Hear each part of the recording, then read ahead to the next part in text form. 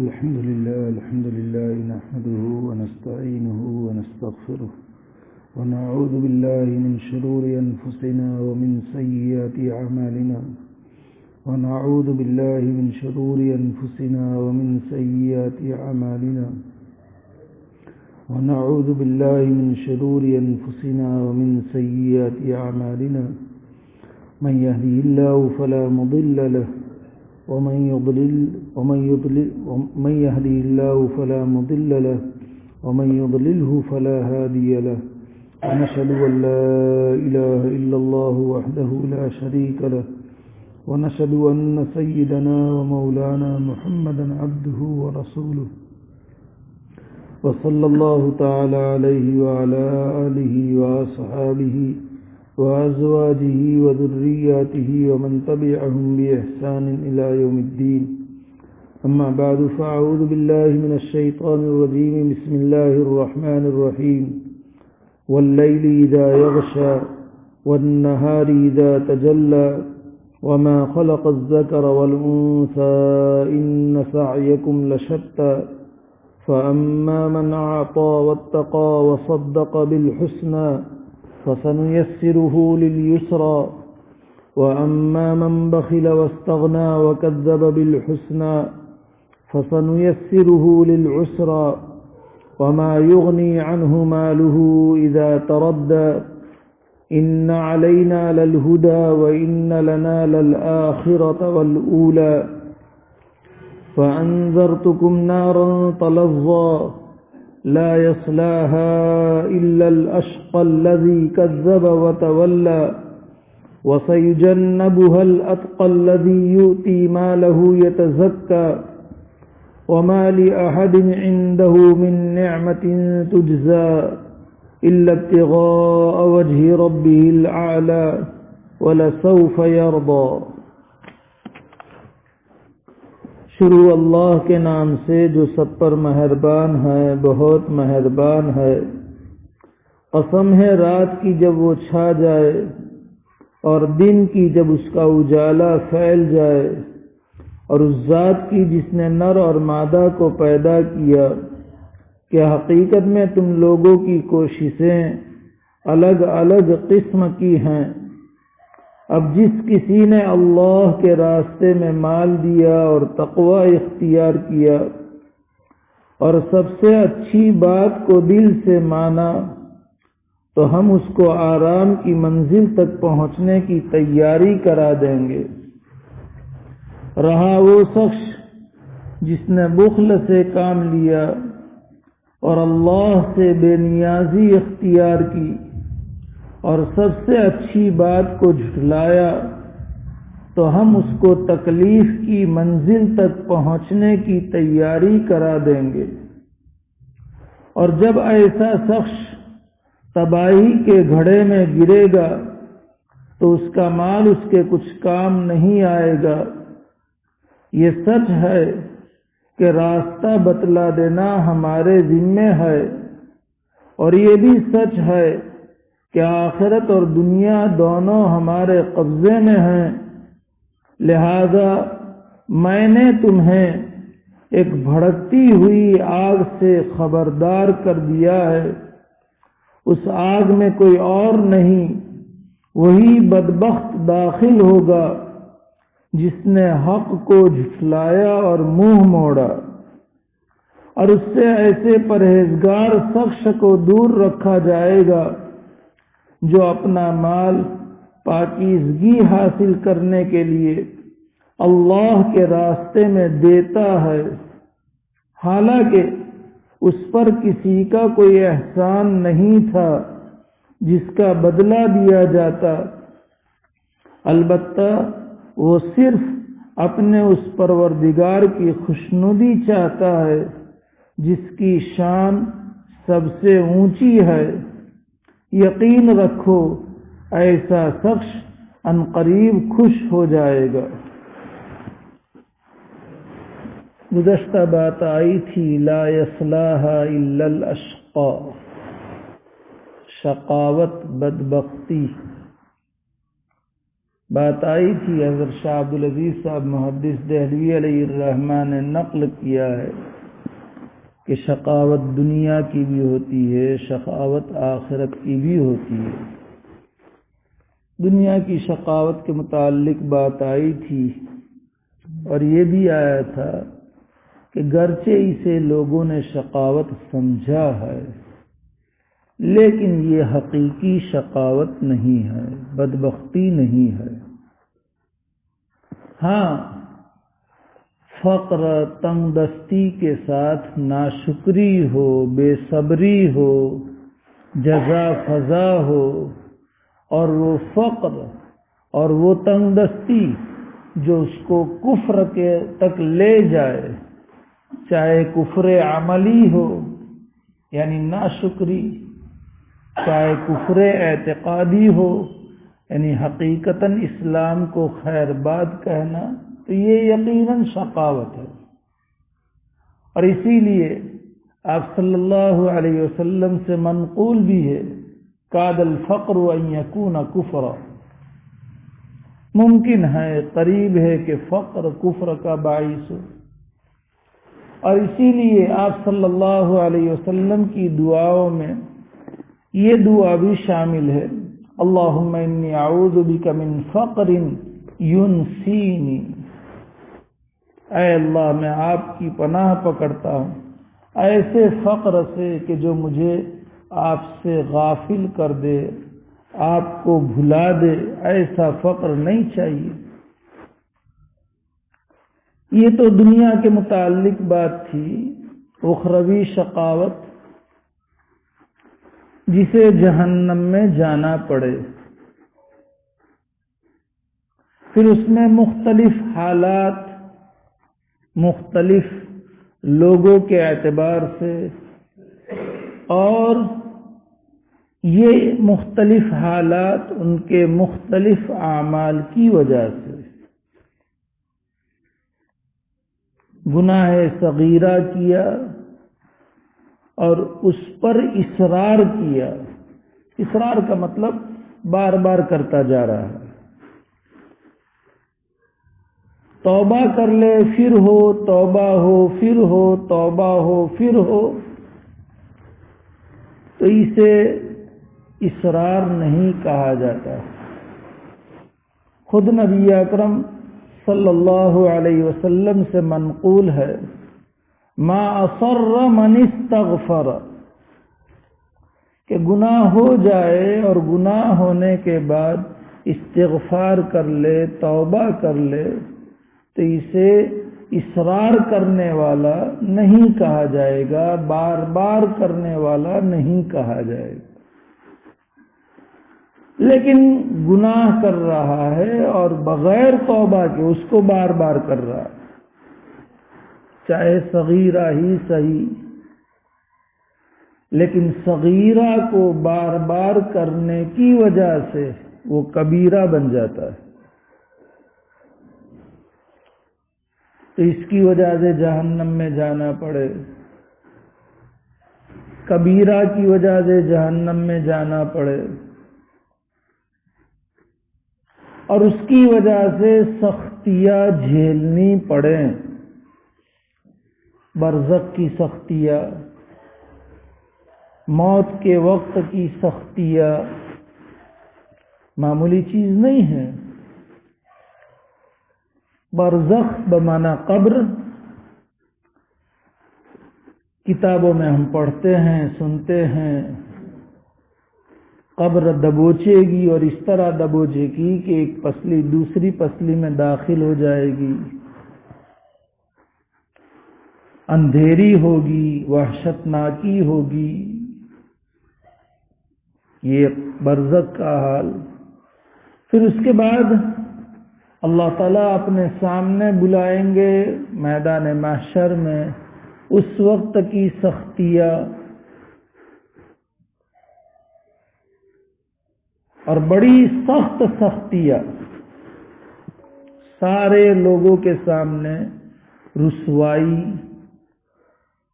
گناہ کے بقدر پسینوں میں ڈوبا ہوا ہونا، کسی کا گھٹنوں تک، کسی کا تخنوں تک، کسی کا ناف تک، کسی کا سینے تک، اور کوئی پورا سرابور. یہ پھر اعمال نامے کا پیٹھ کے پیچھے سے الٹا ہاتھ نکال کر کے الٹے ہاتھ میں دیا جانا، پل صراط پر سے گزرنا اور وہاں کے آنکڑوں کی وجہ سے زخمی ہو کر کے پھر کٹ کر کے جہنم میں گرنا. اور جہنم کا حال آ چکا ہے فَأَنذَرْتُكُمْ نَارًا تَلَظَّىٰ میں. یہ ہے، لیکن ایمان ہے. اس ایمان کی بدولت ممکن ہے نبی اکرم صلی اللہ علیہ وسلم کی سفارش کی بنیاد پر ملائکہ کی، صدیقین، شہداء، صالحین، حفاظ اور علماء کے سفارش کی بنیاد پر گناہ کے باوجود ان سختیوں کے جھیلنے کی نوبت نہ آئے. ہو سکتا ہے اللہ جس کے متعلق جس کو چاہے سفارش کی اجازت دے اور اس کی سفارش کے نتیجے میں اللہ تعالی اسے بخش دے. اور یہ بھی ہے کہ اللہ تعالیٰ کے عدل کی بنیاد پر جہنم میں جانا پڑا، لیکن ایمان کی وجہ سے نکالا جائے گا. لیکن یہ کچھ کم ہے؟ یہ بھی شقاوت ہے. لیکن ایمان کی بنیاد پر کسی نہ کسی موقع پر اس شقاوت سے نجات ملے گی اور دائمی اور ہمیشہ کی رحمت میں اور فضل میں اور نعمتوں میں داخلہ نصیب ہوگا. یہ ہے، اس کو شقی کہتے ہیں. اور ایک شقاوت وہ ہے کہ جو ایک مرتبہ لگ گئی پھر وہ الگ ہونے کا نام نہیں. اور یہ غیر ایمان کی وجہ سے انسان کے ساتھ لاگو ہوگی، چپکے گی. اللہ ہماری اور ہماری قیامت تک کی نسلوں کی حفاظت فرمائے. کیونکہ اللہ تعالیٰ کب ایمان کو سلب کر لے اور ہمیں اس کا شعور اور احساس بھی نہ ہو، اور ظاہر میں یہاں اسلامی نام اور دفتر میں ہم اپنے آپ کو سمجھے اور لوگوں نے بھی اس ظاہری نام کی بنیاد پر اور ظاہری احوال کی بنیاد پر آخری رسوم اور طریقے جو انجام دیے وہ بھی اسلامی ہوں، تاں کے سلایا بھی اسلامی قبرستان میں. لیکن اللہ نے اپنی قدرت سے، اللہ نہ کرے حفاظت فرمائے، کسی گناہ کی نحوست کی بنیاد پر ایمان کو سلب کر لیا ہے تو اب شقاوت ہمیشہ کی لگ چکی ہے، جو کبھی بھی جدا نہیں ہوگی. اس کو کہتے ہیں اشقا،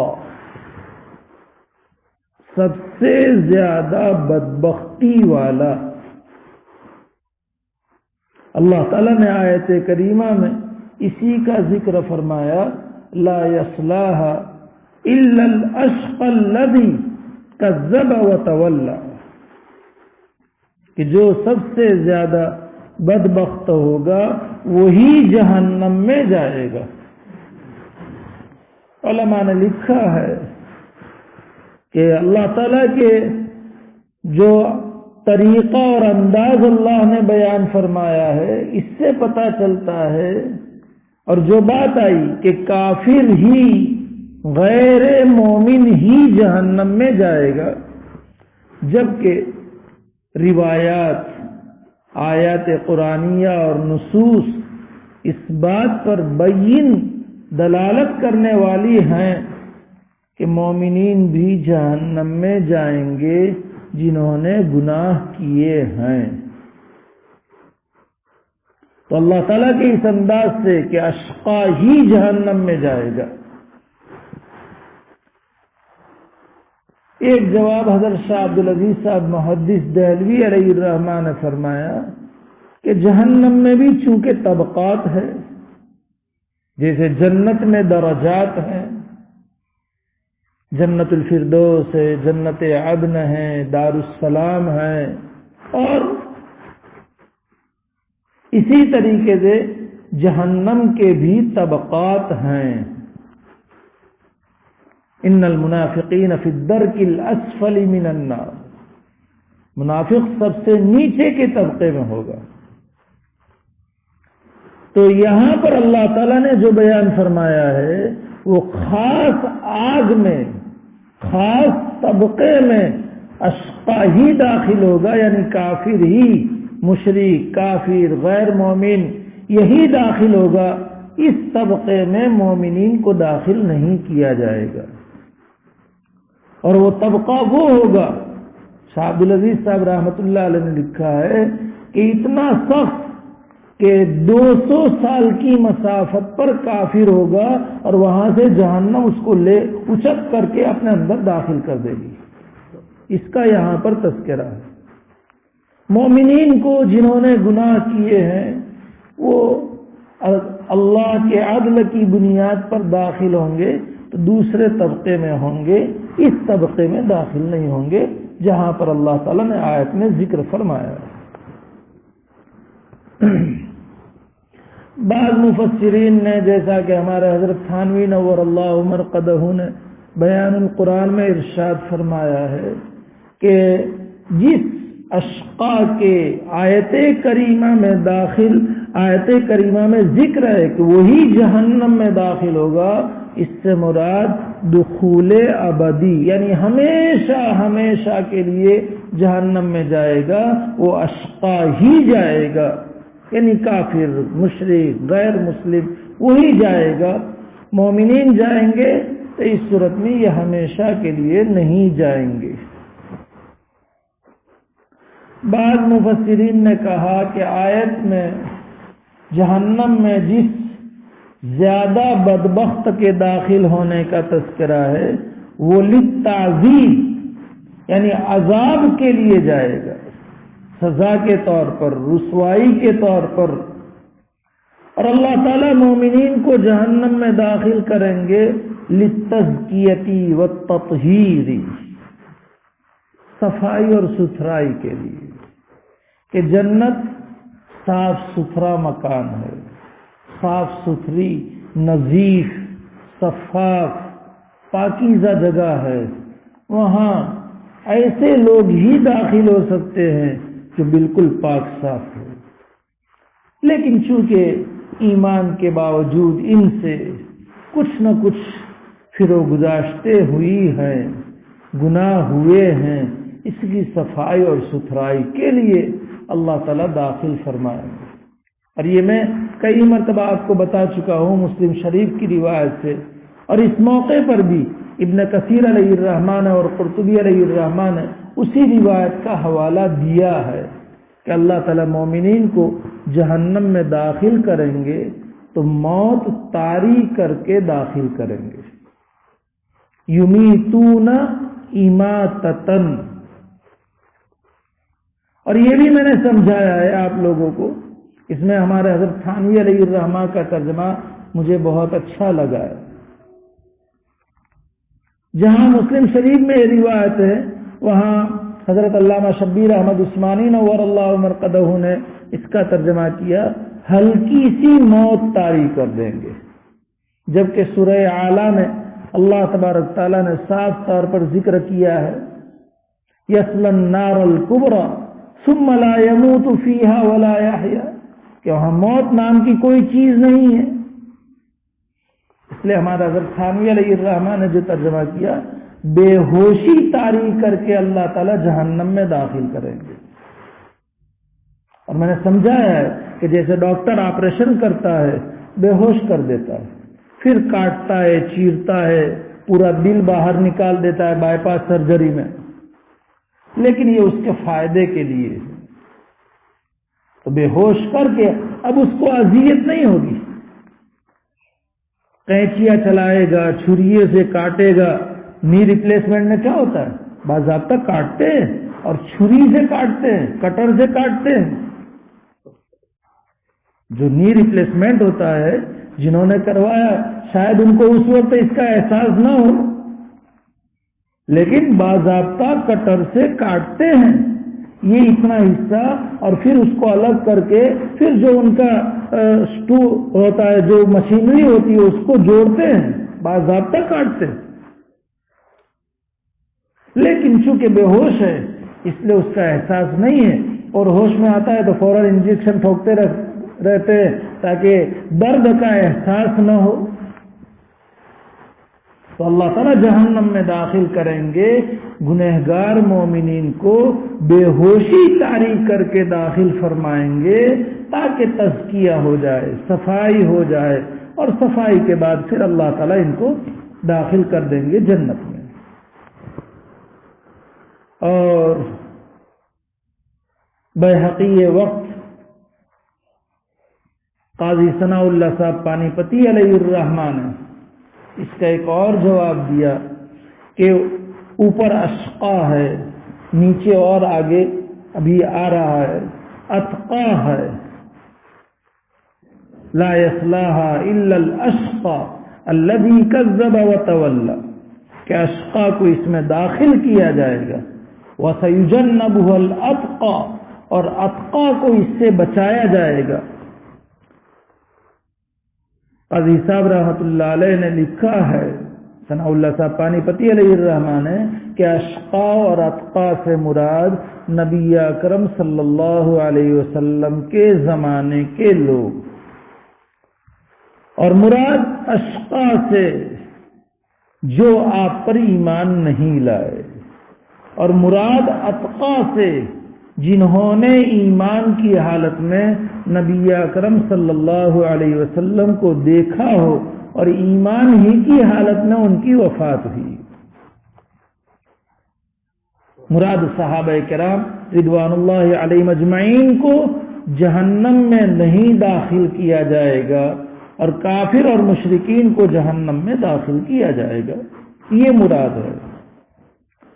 اور پھر قاضی صاحب رحمۃ اللہ علیہ نے آگے لکھا ہے کہ اس کا سیدھا مطلب یہ نکلا کہ صحابہ کرام رضوان اللہ علیہم اجمعین تمام کے تمام جہنم سے محفوظ ہیں۔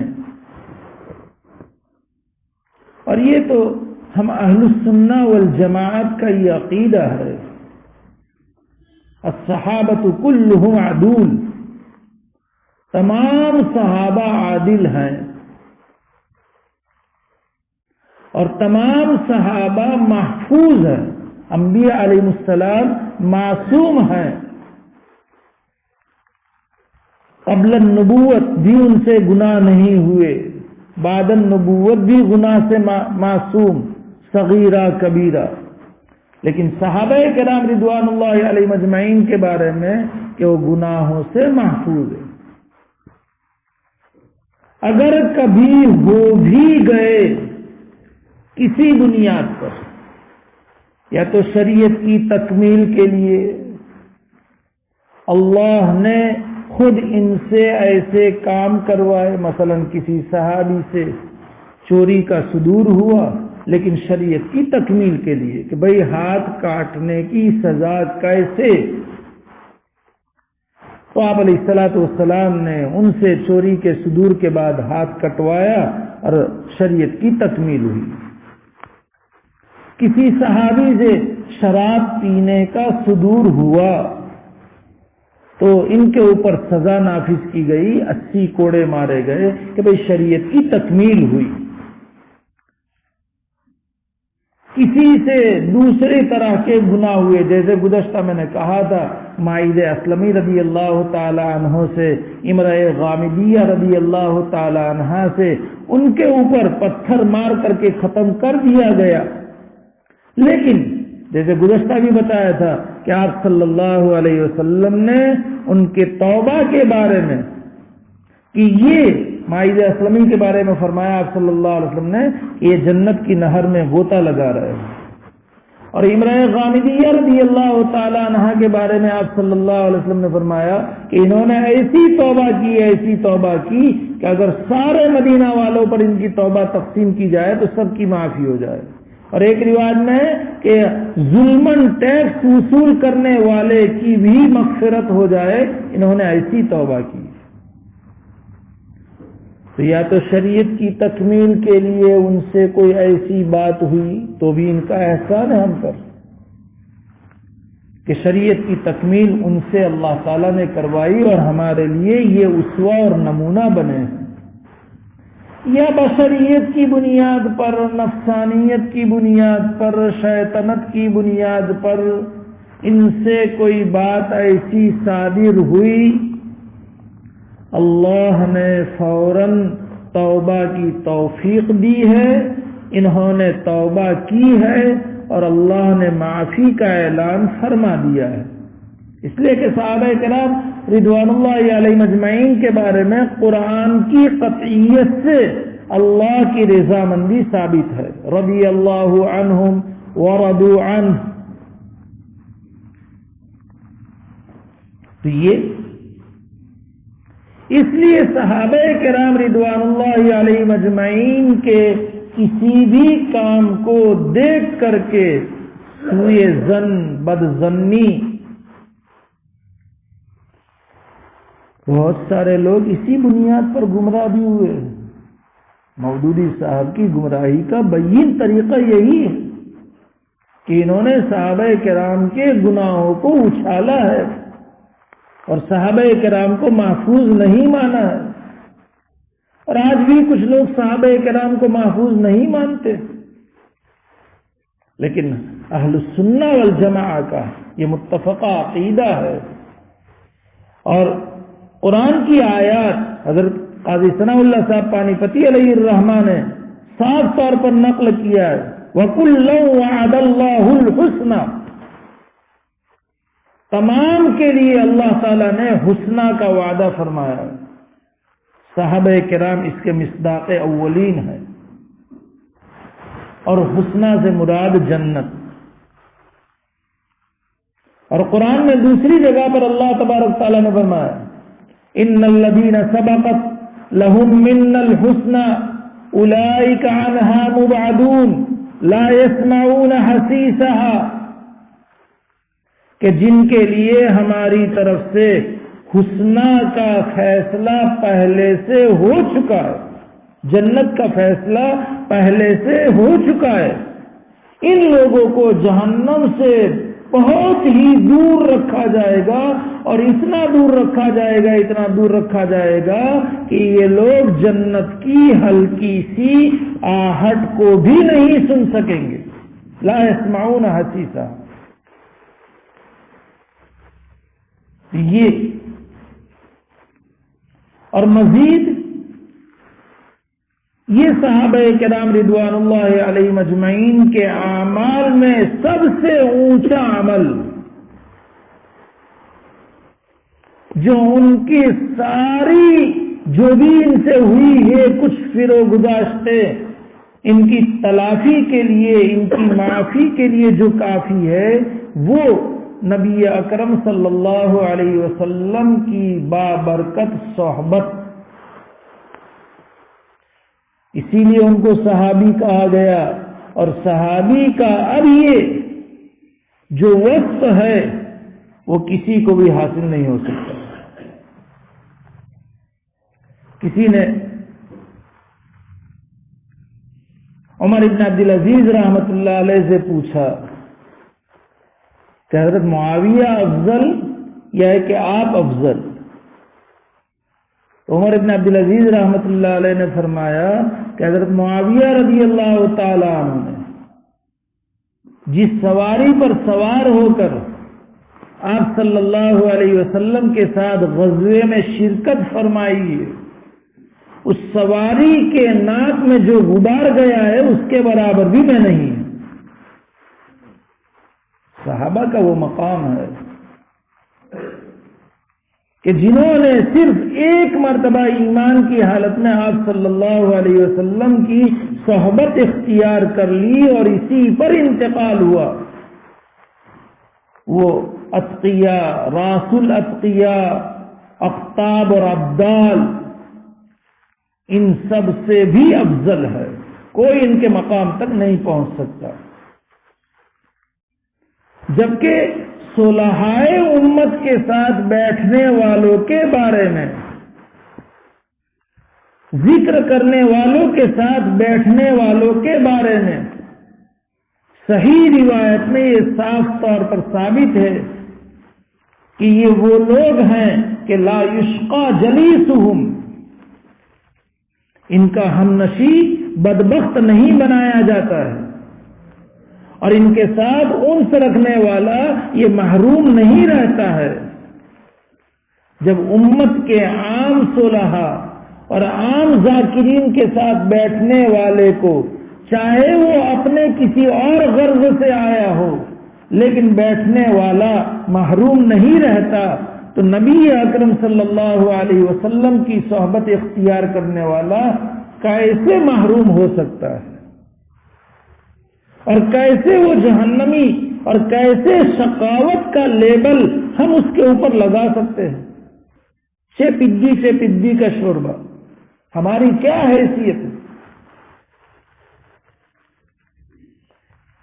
تو سمجھانا یہ ہے کہ اشقا سے مراد نبی اکرم صلی اللہ علیہ وسلم کے زمانے کے غیر مسلمین۔ یہ قاضی صاحب رحمۃ اللہ علیہ نے اپنا ایک اندیہ نقل کیا ہے، ورنہ عام مفسرین نے بیان فرمایا کہ اشقا سے مراد مطلق کافر، چاہے آپ صلی اللہ علیہ وسلم کے زمانے کا کافر ہو، چاہے بعد کے زمانے کا، کہ جس نے دل سے اللہ کو جھٹلایا، دل سے رسول کو جھٹلایا، اور اعمال سے، اپنے اعضاء اور جوارح سے اعمال اسلام سے روگردانی کی۔ الذی کذب وتولی، کذب اللہ بقلبہ وکذب رسول اللہ بقلبہ، جن چیزوں کا تعلق ایمان سے ہے، مرنے کے بعد دوبارہ زندہ ہونے کو جھٹلایا، فرشتوں کو جھٹلایا، کتابوں کو جھٹلایا، تقدیر کو جھٹلایا، رسولوں کو جھٹلایا، اور اللہ کی وحدانیت کو جھٹلایا، اور جب ان ساری چیزوں کو جھٹلایا تو اعمال اسلام سے بھی وہ کتراتا رہا، اعراض کرتا رہا، وتولی۔ تو اب اس کو ایسی آگ کہ چاروں طرف سے اس آگ نے اس کو گھیرا ہوا ہوگا، کسی بھی جانب سے اس آگ سے نکل نہیں سکے گا۔ کلما ارادوا ان یخرجوا منها اعیدوا فیہا، کوئی چانس نہیں، کوئی موقع نہیں اب جہنم سے نکلنے کا۔ چیخ و پکار کریں گے، کوئی سننے والا نہیں ہوگا۔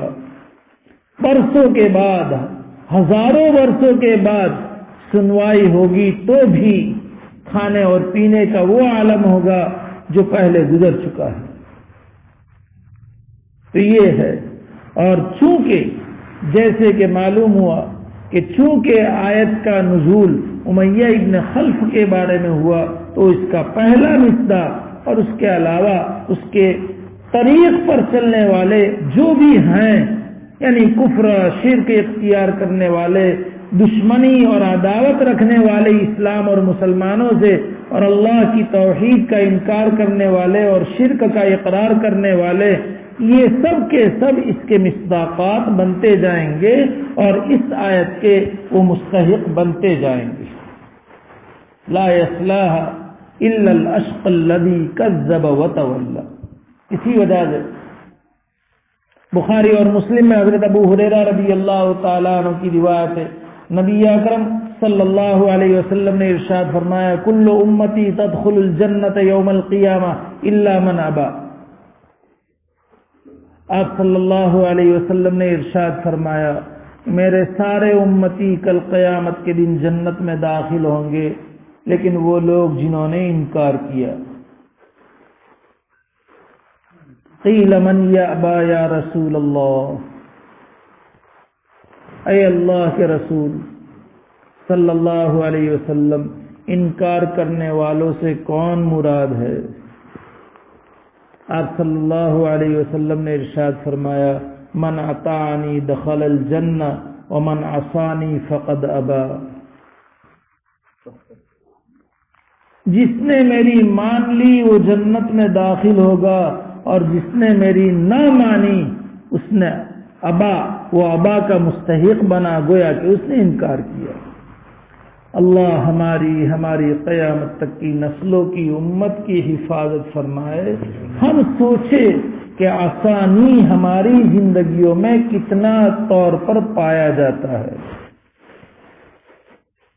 صاف فرمائے، اور بخاری اور مسلم کی روایت ہے کہ من اطاعنی دخل الجنہ ومن عصانی فقد ابا، کہ جس نے میری نافرمانی کی وہ ابا کا مستحق ہے۔ کتنے امور میں ہم آپ صلی اللہ علیہ وسلم کی نافرمانی کرتے ہیں،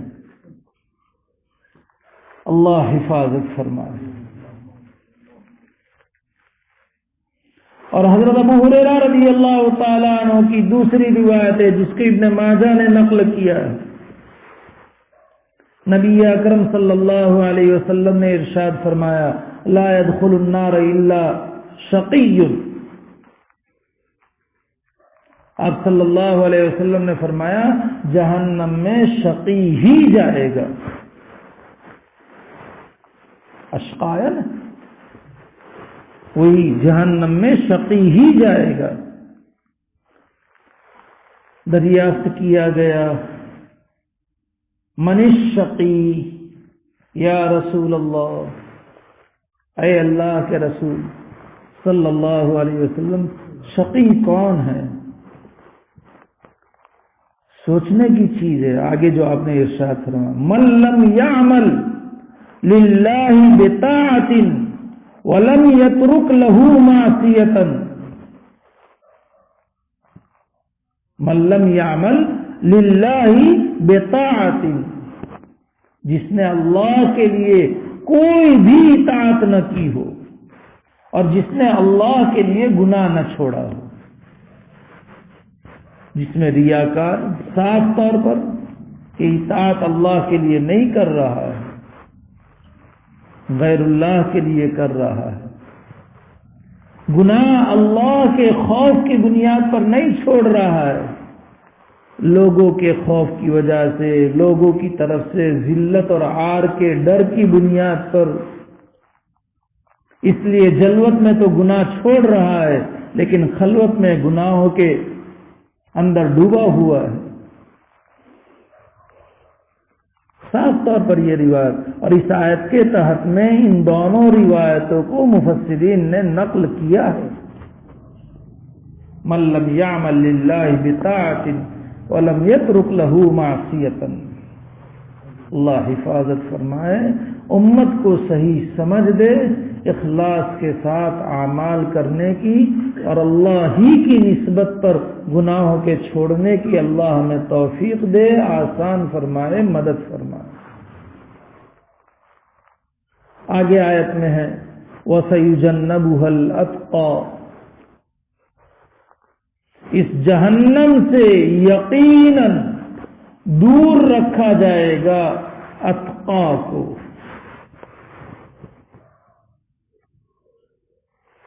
اتقا متقی سے بنا ہے۔ متقی کفر سے بچے، شرک سے بچے، بدعات سے بچے، رواجوں سے بچے۔ بدعات اور رواج میں تھوڑا ہی فرق ہے، تھوڑا ہی۔ حضرت علامہ انور شاہ کشمیری علیہ الرحمٰن نے فیض الباری میں اسے نقل کیا ہے کہ وہ کام جو قرون مشہود لہا بالخیر میں نہ پایا جائے اور اس کو عبادت سمجھ کر کے کیا جائے. یعنی آپ علیہ السلام اور صحابہ، تابعین اور تبع تابعین کے زمانے میں نہ ہو اور اس کو عبادت سمجھ کر کے کیا جائے، اس کو کہا جاتا ہے بدعت. لازم سمجھے، نہ کرنے والوں کو ملامت کرے، طعن کرے،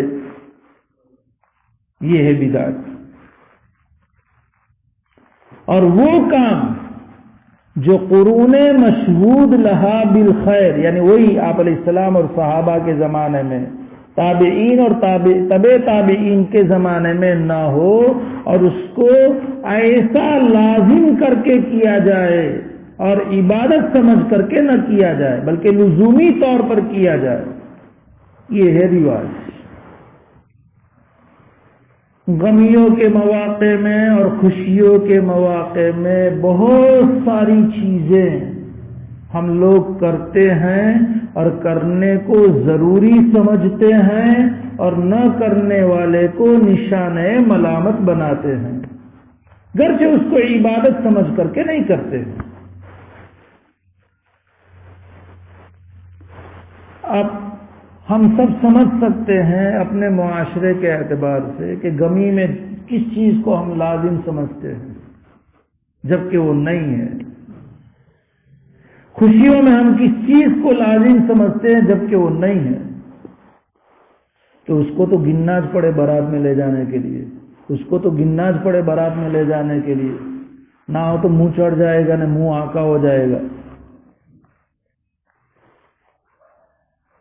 یہ خالی ایک صرف مثال کے طور پر میں آپ کو سمجھا رہا ہوں، کیونکہ ابھی شادیوں کے موقع ہیں نا. اللہ امت کو صحیح سمجھ دے، یہ بدعات سے بچے، رواجوں سے بچے. اللہ ناراض ہو تو ہو لیکن اس کا منہ آکا نہیں ہونا چاہیے. میں تھوڑا بہت ہلکا اردو بول رہا ہوں جو ہمارے معاشرے میں چلتا ہے، اس کے لیے میں کہتا ہوں وہاں کا.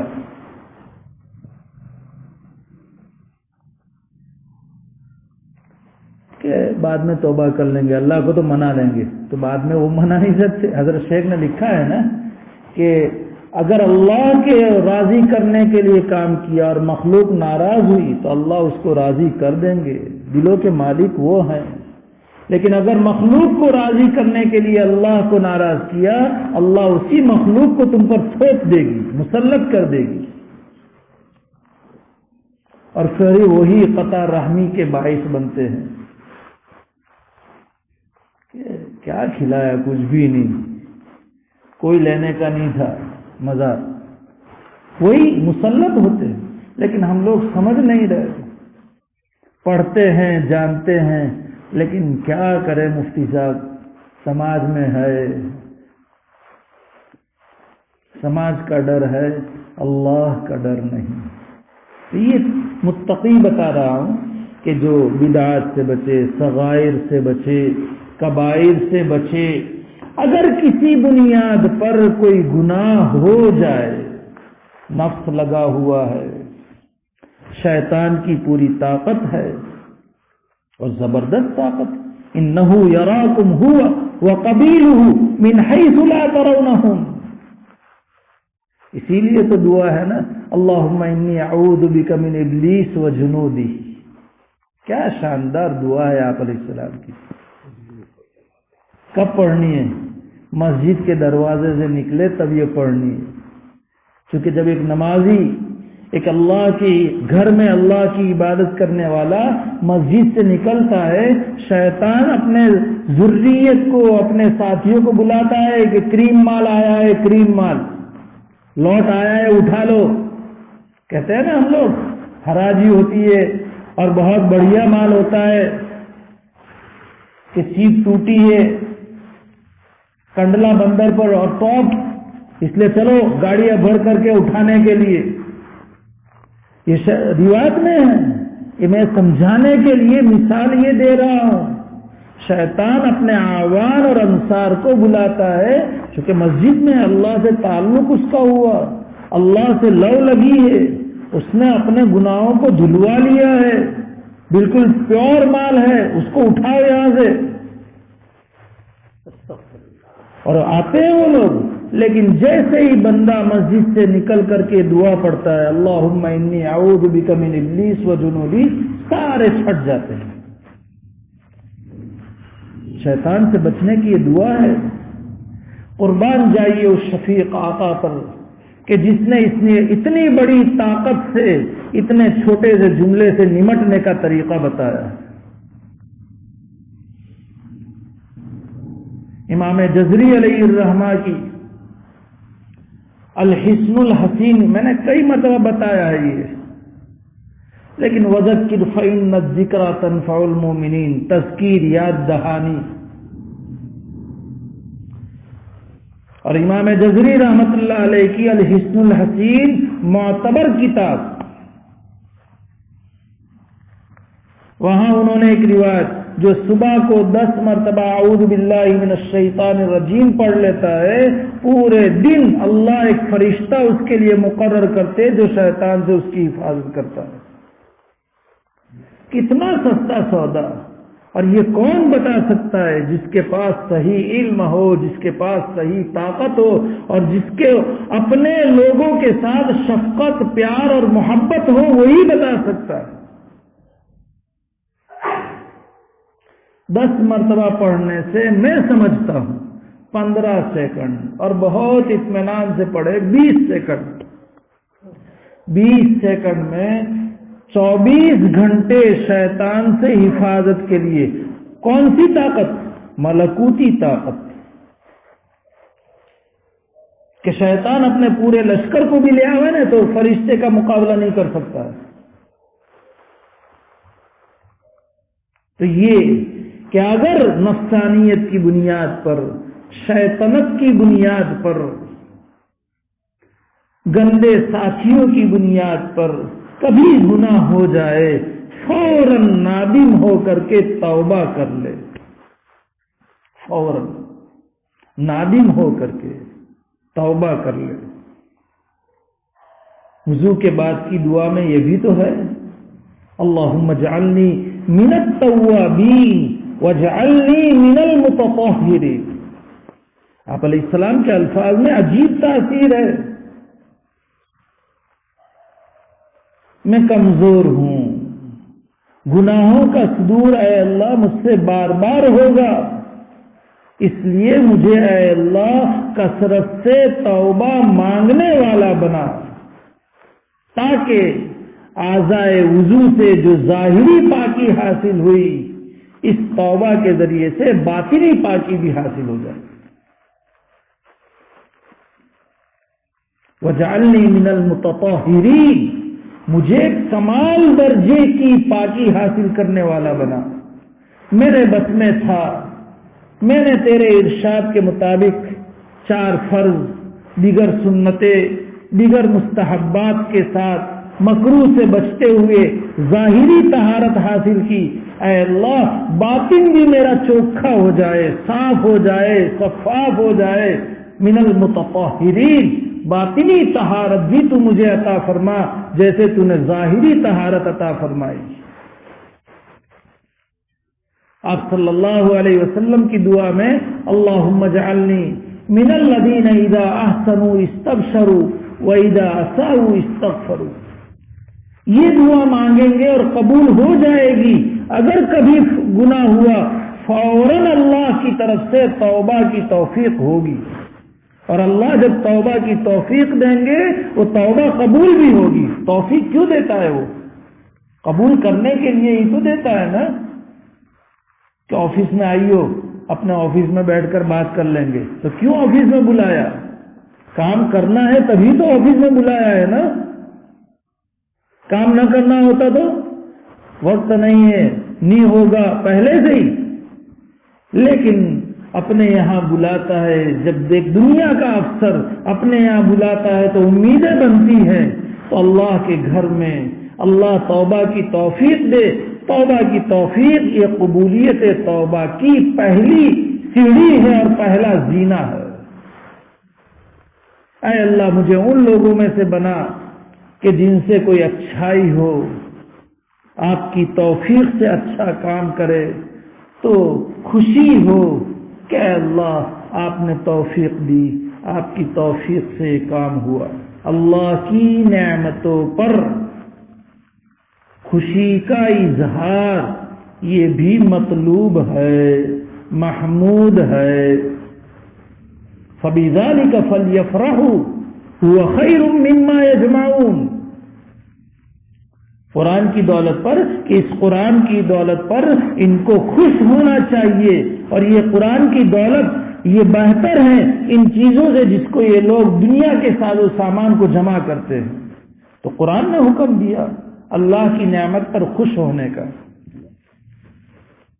اور ان لوگوں میں سے بنا کہ جب ان سے کوئی گناہ ہو تو استغفار کرے۔ تو یہ اگر ہو جائے فوراً نادم ہو، توبہ کر لے، یہ ہے متقی۔ اور اتقا اس سے آگے کا درجہ ہے، مزید انشاءاللہ آئندہ چلیں گے۔ اللہ تعالی اتقا کی صفت کے ساتھ ہم سب کو اور ہماری قیامت تک کی نسلوں کو مالا مال فرمائے اپنے فضل سے، کرم سے اور احسان سے، آمین یا رب العالمین، بحرمت سید المرسلین صلی اللہ علیہ وسلم۔ بسم اللہ الرحمن الرحیم۔ اللہم انت السلام ومنک السلام، تبارکت یا ذا الجلال والاکرام۔ اللہم صل علی سیدنا محمد وعلی آل سیدنا محمد كما صليت على سيدنا إبراهيم وعلى آل سيدنا إبراهيم إنك حميد مجيد۔ اللهم بارك على سيدنا محمد وعلى آل سيدنا محمد كما باركت على سيدنا إبراهيم وعلى آل سيدنا إبراهيم إنك حميد مجيد۔ سبحان الله وبحمده، سبحانك اللهم وبحمدك، نشهد أن لا إله إلا أنت، نستغفرك ونتوب إليك۔ اللهم اغفر لنا ولوالدينا ولأساتذتنا ولمشايخنا ولأزواجنا ولذرياتنا ولإخواننا ولأخواتنا ولأقاربنا ولأحبابنا ولطلبتنا ولمن حق علينا ولمن أحسن إلينا ولمن أوصانا بالدعاء ولسائر المؤمنين والمؤمنات والمسلمين والمسلمات۔ ربنا زدنا علما وارزقنا فهما، اللهم علمنا الكتاب والحكمة والتأويل، اللهم فقهنا في الدين وحببنا إلى الناس۔ یا رب صل وسلم دائما ابدا علی حبیبک خیر الخلق کلہم۔ اے اللہ، اے اللہ، اے اللہ، اپنے فضل سے پوری امت کو معاف فرما، پوری امت کو معاف فرما، امت کے سارے گناہوں کو معاف فرما۔ اے اللہ، آپ کو معافی پسند ہے، آپ عفو ہے، آپ غفور ہے، آپ غفار ہے، آپ ستار ہیں، وہاب ہے، رحمان ہے، رحیم ہے، رؤوف ہے، کریم ہے، آپ کو معافی پسند ہے۔ اے اللہ، ہم اپنے لیے بھی آپ سے معافی چاہتے ہیں، اور اے اللہ پوری امت کے لیے معافی چاہتے ہیں۔ اے اللہ اپنے فضل سے ہم سب کو اور پوری امت کو اے اللہ معاف فرما، معاف فرما۔ اگر آپ معاف فرمائیں گے آپ کے خزانہ مغفرت میں کچھ بھی کمی ہونے والی نہیں ہے۔ اے اللہ، اے اللہ امت کو معاف فرما، اے اللہ امت کی ہدایت کے فیصلے فرما۔ ہر کچے پکے گھر میں آپ کی لائی ہوئی شریعت، آپ کی بھیجی ہوئی شریعت، آپ کا قرآن، آپ کا کلام، آپ کے احکام عام اور تام ہو جائے، جاری اور ساری ہو جائے، اس کا فیصلہ فرما۔ سبب کے طور پر ہم کو اور ہماری قیامت تک کی نسلوں کو قبول فرما۔ اے اللہ امت کی اصلاح کے فیصلے فرما۔ اے اللہ امت پر رحم فرما، امت پر رحم فرما، امت پر رحم فرما۔ اے اللہ، اے اللہ، اے اللہ امت کی حفاظت کے فیصلے فرما۔ اے اللہ امت کے ایمان کی، اسلام کی اور اعمال کی حفاظت فرما۔ اے اللہ امت کے حقوق کی، جائیداد اور املاک کی، اے اللہ گھروں کی اور کاروبار کی، اے اللہ عفت کی، عصمت کی، اے اللہ عزت کی، شرمگاہوں کی، اے اللہ مشائخ کی، علماء کی، اے اللہ بڑے بوڑھوں کی، جوان مردوں اور جوان عورتوں کی، جوان بچوں اور بچیوں کی، اے اللہ بچوں اور بچیوں کی حفاظت فرما۔ اللہ خیر الحافظ وہو ارحم الراحمین۔ آپ حفاظت پہ کسی کے محتاج نہیں ہے۔ اے اللہ امت کی حفاظت کے فیصلے فرما۔ اے اللہ امت کا ہر طبقے میں، اے اللہ ہر جگہ پر ہر طبقے کو محفوظ فرما۔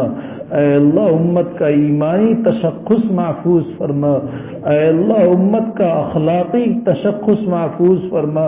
اے اللہ امت کا سیاسی وجود کی حفاظت فرما۔ اے اللہ امت کے تجاروں کی حفاظت فرما، امت کے عہدیداروں کی اور منصب والوں کی اے اللہ حفاظت فرما۔ امت کو اے اللہ عزت نصیب فرما، امت کو غلبہ نصیب فرما، دشمنوں کو مغلوب فرما، دشمنوں کو مقہور فرما۔ اے اللہ امت کے حق میں تدبیر فرما، دشمنوں کے مکر کو، قید کو اور تدبیر کو ختم فرما، ختم فرما، ختم فرما۔ ہماری اور مسلمانوں کی آنکھیں ٹھنڈی فرما۔ اے اللہ دشمنوں کی اکثریت کو اقلیت میں تبدیل فرما، ان کو مغلوب فرما، اسلام کو اور اہل اسلام کو غلبہ نصیب فرما۔ اے اللہ یقین ہم کمزور ہیں، ہمارا ایمان کمزور، اسلام اور اعمال اور اخلاق کمزور، اے اللہ مادیت کے اعتبار سے بھی ہم کمزور۔ اے اللہ کمزوروں کو آپ آزمایا نہیں کرتے، آپ ارحم الراحمین ہے، کمزوروں کو آپ سہارا دیا کرتے ہیں۔ اے اللہ اپنی رحمت کا سہارا ہمیں دے دیجئے، آزمائش میں مبتلا نہ کیجئے، آزمائش میں مبتلا نہ کیجئے۔ ہم آزمائش کے لائق نہیں ہے، امتحان ہوگا یقیناً ہم ناکام ہوں گے، ناکامی سے حفاظت فرما، ناکامی سے حفاظت فرما، مایوسی سے امت کی حفاظت فرما۔ اے اللہ امت کے بیماروں کو شفائے کلی نصیب فرما، امت کے پریشان حالوں کی پریشانیوں کو دور فرما، امت کے مقروضین کی قرض کی ادائیگی کی غیب سے شکل و صورت پیدا فرما۔ اے اللہ اس مسجد کے آباد کرنے والوں کی، اس محلے کی، اس بستی کی، اے اللہ اس مسجد کے آباد کرنے والوں کی قیامت تک کی نسلوں کی، اس بستی کی قیامت تک کی نسلوں کی، ہم سب کی اور ہم سب کی قیامت تک کی نسلوں کی حفاظت کے فیصلے فرما۔ اے اللہ اس ملک کو، اس ملک کے مسلمانوں کو، اس ملک کے مسلمانوں کی قیامت تک کی نسلوں کو، قیامت تک عالم میں ایمان اور ہدایت کے وجود میں آنے کا ذریعہ بنا۔ ہمارے اکابر اور مشائخ کی اور مجاہدین کی قربانیوں کو اے اللہ پھلدار بنا، ناکام نہ بنا، دشمنوں کو ان کے پلانوں میں ناکام فرما۔ اے اللہ نبی اکرم صلی اللہ علیہ وسلم نے، انبیاء علیہ الصلاۃ والتسلیم نے، صدیقین، شہداء اور صالحین نے جتنی خیر کی دعائیں مانگی ہے وہ سب ہم سب کو، ہم سب کے سب متعلقین کو، ہماری قیامت تک کی نسلوں کو اور عالم کے مسلمانوں کو نصیب فرما۔ اے اللہ نبی اکرم صلی اللہ علیہ وسلم نے، انبیاء علیہ الصلاۃ والتسلیم نے، صدیقین، شہداء اور صالحین نے جن شرور و فتن سے حفاظت چاہی ان تمام سے ہم سب کے سب متعلقین کی، ہماری قیامت تک کی نسلوں کی اور عالم کے مسلمانوں کی پوری حفاظت فرما۔ اے اللہ، محض اپنے فضل و کرم سے نبی اکرم صلی اللہ علیہ وسلم کے وسیلے سے، ہمارے مشائخ کی برکت سے ہم سب کی سب دعاؤں کو قبول فرما، آمین۔ ربنا تقبل منا انك انت السميع العليم وتب علينا انك انت التواب الرحيم۔ جزا الله عنا محمدا صلى الله عليه وسلم ما هو أهله، سبحان ربك رب العزة عما يصفون وسلام على المرسلين والحمد لله رب العالمين برحمته۔